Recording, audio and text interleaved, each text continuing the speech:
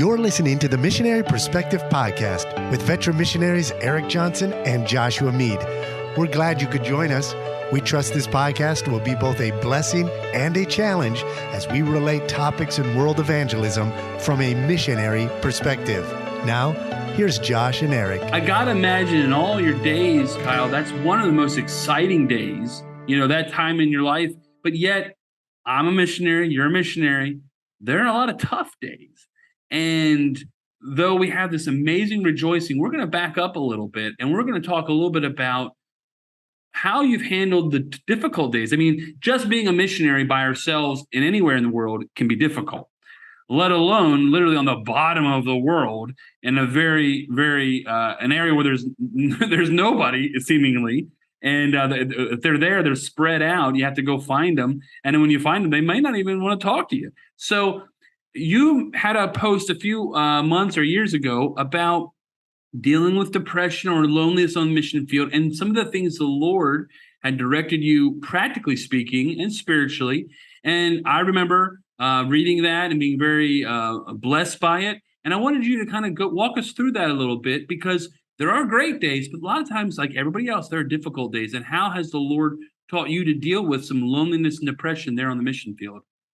Yeah, well, way to kill the mood, brother. That's great. Just kidding. Oh. Hey, these are these are important things to talk about, really. And I'm grateful that more and more these days, the subject of mental health is being talked about in churches and among Christians. And sometimes it's not as simple as, well, brother, you just need to pray more. You're just not reading the Bible enough. And so I'm thankful, that there's some help out there. And I'll say this: I am far, far from an expert. I feel like asking me about mental health is like asking a guy whose kids are in prison how to raise children. And so we'll do our best here. Let me say this: as a teenager, I fell into a deep depression before I was saved. So without getting into too many details, the worst aspects were self-mutilation, insomnia, and just a general feeling of hopelessness. When I was 16, I was diagnosed with an anxiety disorder, and I was placed on antidepressant medicines. Then at 17 years old, I got saved. And that's when really everything changed for me, and I was full of hope. I'll say this: my mental health ailments never completely went away to this day, but it's very different now because Jesus helps me to overcome them.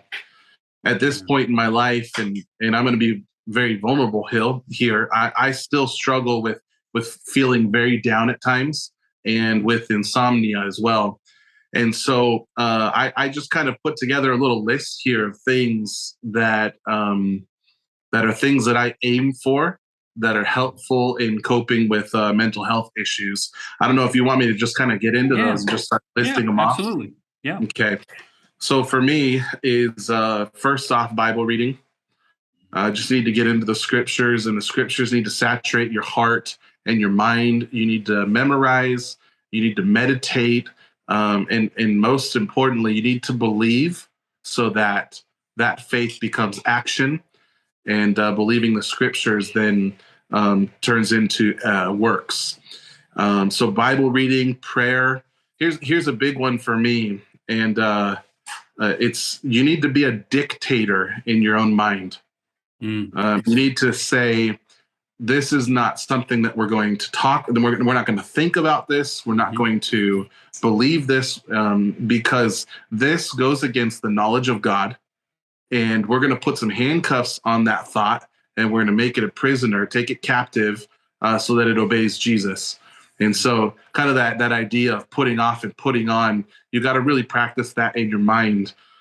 Here's a big one: exercise. Yeah. Exercise is very healthy, very good, and it affects your mental health as well. Sleep. Sleep. You need to get onto Google and find out how many hours of sleep somebody your age and your gender is supposed to be having each night, and you need to make sure you're in that bracket and you're getting enough sleep. You got to sleep. And if you're like me and you've got problems with insomnia, then you got to take measures to where you can sleep. You got to weigh yourself out, exercise, get yourself a good bed. I think a bed should be probably the most expensive furniture in the house. Get yourself a good bed. And if you haven't bought a new bed in the last 5 years, it's probably time to get a new bed. Turn off your cell phone, get rid of the TV in the bedroom. Don't eat large meals real late. Some people, they sleep better when they drink something warm like chamomile or maybe like a nighttime tea or something. Definitely needs to be caffeine free. I gave up caffeine for this very reason in 2019 on furlough. And I've gotten to a point where I'm so sensitive to if I drink caffeine after noon, then that night I won't sleep till probably 3, 4, or 5 in the morning. I'm like hypersensitive to caffeine. And maybe that'd be good for you to just get rid of caffeine altogether. I know that'll get me killed in some circles to talk like that. I'm not sure about that, but we'll talk about that later. But yeah, we're gonna have to just kind of blurb that out, have a balanced diet. That will affect your body a lot. Here's a big one, I think, especially among our Baptist friends. News. You need to tone it down with the news. You really need to limit heavily how much news intake that you're doing, and 100%. Be really careful about not getting too obsessed with politics and the state of the world today, because that just kind of lends itself towards anxiety. Yes. Here's one. I won't go into too many details because of mixed, audience, whatever. But intimacy is important in marriage. That also will affect you in that health, mental health. Be careful about the kind of entertainment that you watch or listen to. That affects you a lot as well. Here's a big one, and this helped me a lot during the pandemic. Serve others. Yes. Serve others. Yes. I was dealing with a suicidal man about 2 years ago. Our region has the highest rate of suicide in all of Chile. And the city that we're planting a church in, Coyhaique, it's the single city in Chile with the highest rate of suicide. And so depression and hopelessness here, sorrow without hope is a very serious problem. It's actually one of the reasons why we decided to name the church. It's called Iglesia Bíblica Bautista Esperanza. We put it as Hope Bible Baptist Church. But serving others. Serving others. I was dealing with this man who was struggling with thoughts of suicide. And if you're listening and you're struggling with thoughts of suicide, there are people around you who love you, and you need to reach out to your pastor at the local church. And if there's literally no one in your life you can reach out to, me and Erik are here. Reach out to us. I mean, we'd love to talk with you and help guide you through some of these things. So I was dealing with this man, and we were doing biblical counseling and studying the scriptures together in prayer. And he was having a hard time advancing, getting kind of over that hump. And I said, you know what? Here's what we're going to do, Matias. We're going to go visit poor families, and we're going to take them groceries. During the pandemic, we took groceries to hundreds of families in our city here.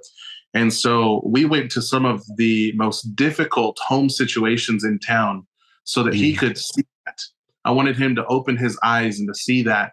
That's actually something that affected me when I was in one of the lowest points of my life. Right before I got saved, I went on a short-term little missions trip. It was just a few days. We crossed the border into Baja California, and there was this little child who came up to me and looked like he hadn't showered in weeks, and his clothes are all tattered, and he was barefoot. And he looks up to me and he holds up some gum and he goes, "Chicle, chicle, chicle."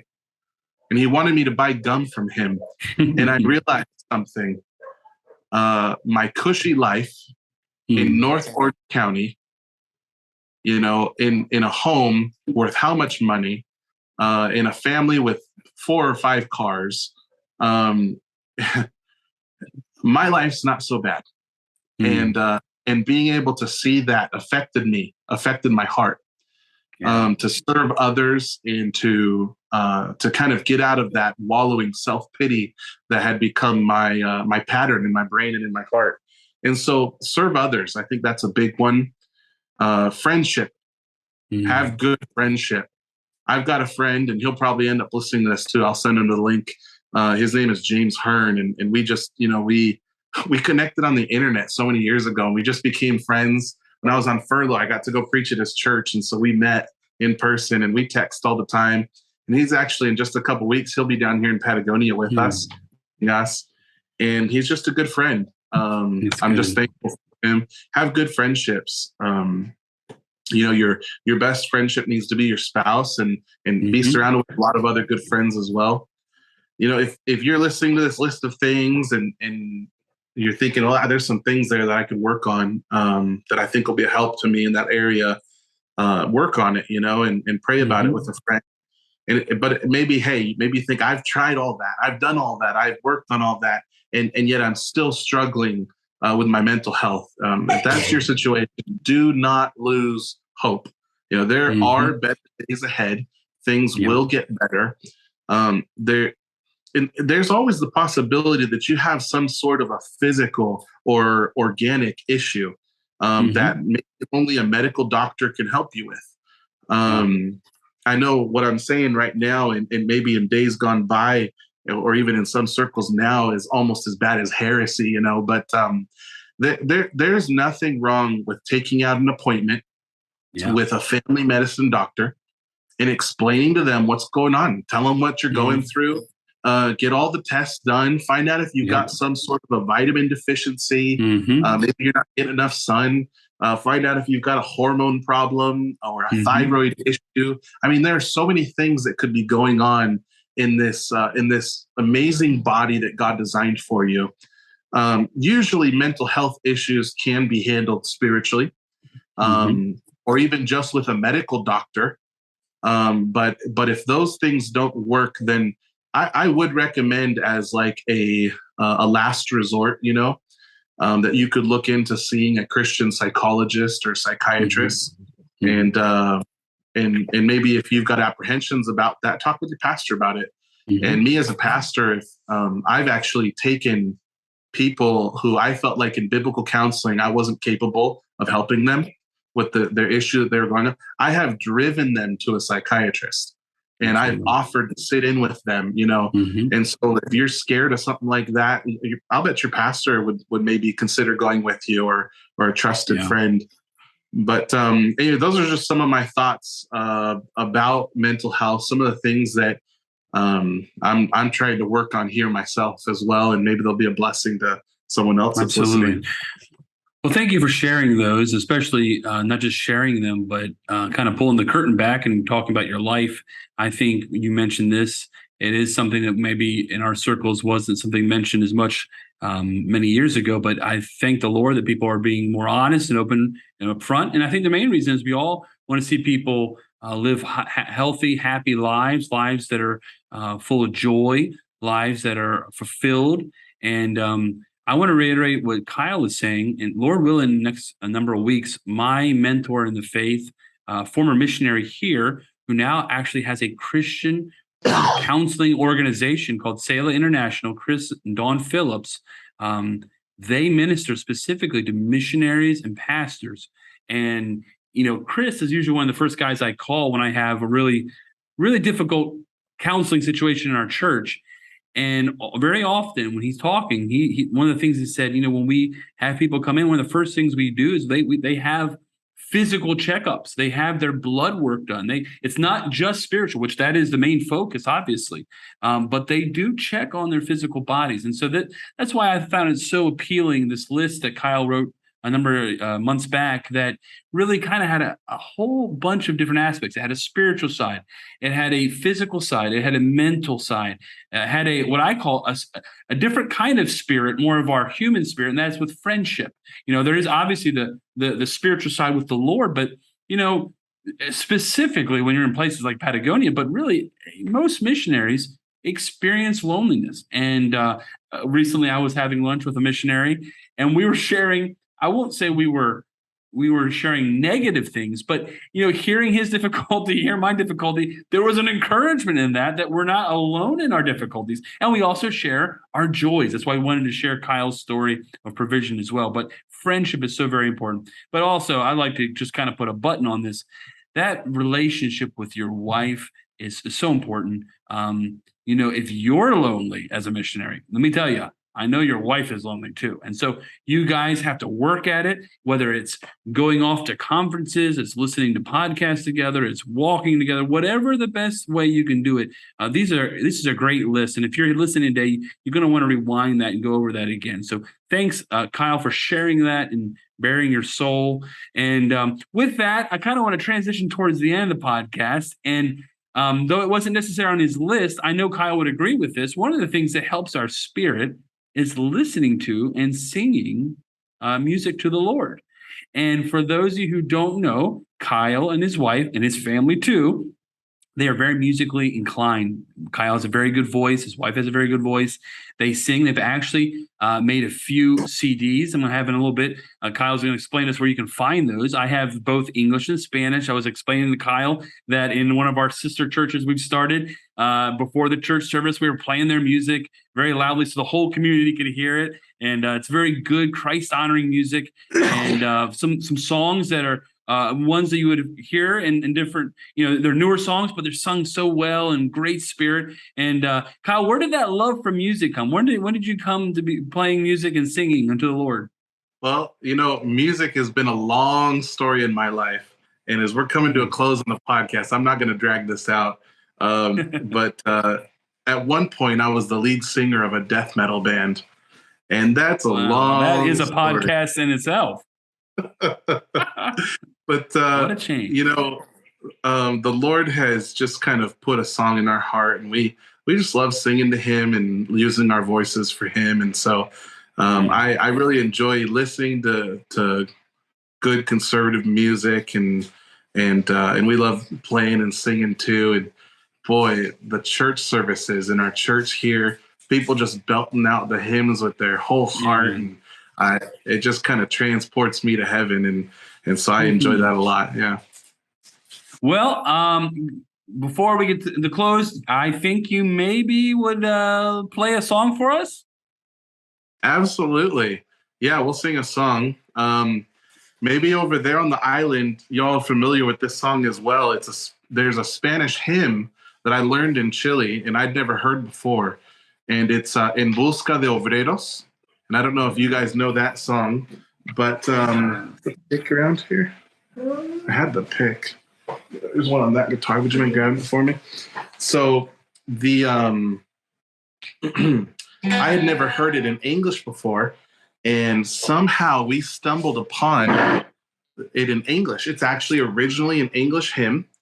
We thought it only existed in Spanish, and so we learned it, and it's on our second English CD. It's actually the title track. It's called Far and Near.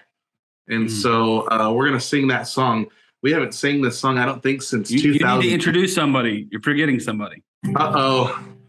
I've been forgetting the most important person in the room. This is my wife, Annie. Hello.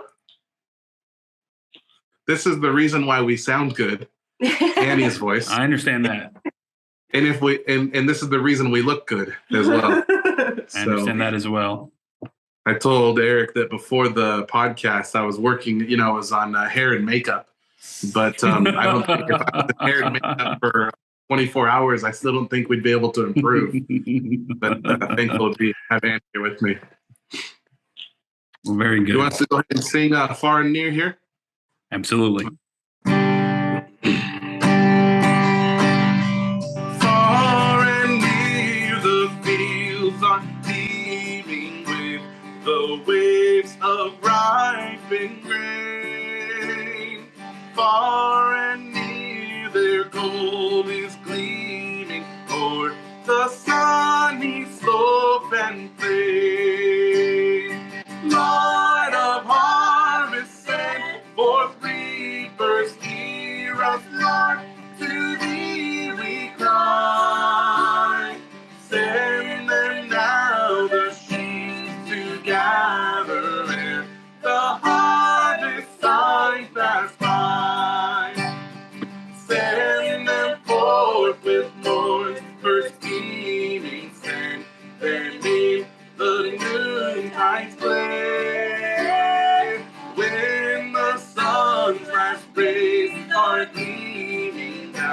shall come with joy untold. Lord of harvest, send forth reapers, hear us, Lord, to thee we cry. Send them now the sheep to gather here, the harvest time pass by. O thou whom thy Lord is sending, gather now the sheaves of gold. And were there not evening when thou shalt come with joy untold. Oh, Señor, es mucha la labor, lloveras faltan ya. Danos tus ardiente fe y valor, lloveros siempre habrá. Lord of harvest, send forth reapers, hear us, Lord, to thee we cry. Send them now the sheep to gather in, the harvest time pass by. Amen, amen, amen, amen. Gloria a Dios. Amen. You know, Brother Kyle, you have a tremendous voice. There's a gentleman in our church, Brother Elias, is the same. And I always say, when I get to heaven, that's what I'm going to sound like. So praise the Lord that you used your talent instead of a death metal band, using it for the King. So amen to that. Thank you for playing that for us. That's a great encouragement to us. And why don't you tell us a little bit about where people can find some of your music? Sure. You know, if you're interested in hearing our music, we've got some music on iTunes. If you look up The Sheridans, we have a couple of CDs on there. One is the song we just sang called Far and Near. And another one is called His Mercy is More. And then we've also got Spanish music available on iTunes. And we've got some music on Spotify. So if you want to hear us in Spanish, look up Los, L-O-S, Sheridan, our last name. And then if you want to hear us in English, look up The Sheridans. And if you have any hard time finding it, you could always get in touch with us. Our website has links and stuff. It's called Sheridans2Patagonia.com. Or we're also on Facebook, Kyle and Annie Sheridan. Well, that's great. I encourage everyone to go get some of that music, English and Spanish. I enjoy both. In conclusion, Kyle, how can we be praying for you and your ministry in the next number of months and maybe years? Thanks, brother. I appreciate that a lot. Our biggest need is for laborers. If you could possibly make it a matter of daily or weekly prayer, or maybe whenever you see somebody walking around with the Patagonia logo, you know, stop in that moment and pray for the Sheridans and ask that the Lord would send laborers into the harvest of Patagonia. We've got a great need here, and I don't think we're going to be getting overpopulated anytime soon with missionaries. So please just pray about that with us. We'd be very grateful. Amen. Well, if you'd like to reach out to Kyle, as you mentioned, he's on all different platforms there. Reach out to them. They'd love to hear from you. Thanks, Kyle, for joining us today. Thanks for sharing your testimony, the good days and the tough days. That's one of the encouraging things that we want to share with Missionary Perspective Podcast is that, there are real life people on the mission field serving the Lord, and the Lord is doing great things, and we want to share those stories. So thanks again for being with us. Josh and I'll be back next week with a new episode.